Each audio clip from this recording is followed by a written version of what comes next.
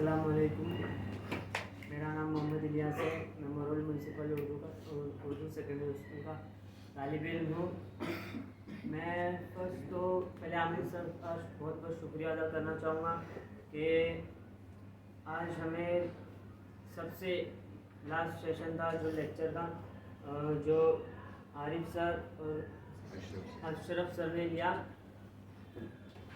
दोनों ने बहुत बेहतरीन लेक्चर लिया और जो अशरफ सर हैं उन्होंने बताया कि हमें पेपर प्रेजेंटेशन कैसा करना है और टॉपर बच्चे लोग कैसा पेपर प्रेजेंटेशन करते हैं, क्या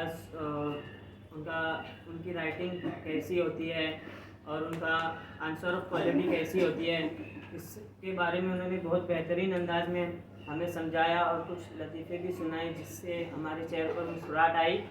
और हमारे आरिफ सर, जिनका मैं कितना ही शुक्रिया अदा करूँ उतना कम है, जिन्होंने हमें लाइट बंद करके और कुछ माँ की ममता और बाप का प्यार जगाने के लिए दिल में कुछ लफ्ज़ों का ऐसा इस्तेमाल किए कि मेरा जो दोस्त है वो अभी तक वहाँ पे रो रहा है।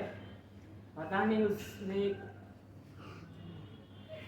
क्या माँ की ममता सोची कि उसके दिल में अभी तक आंसू आ रहे हैं।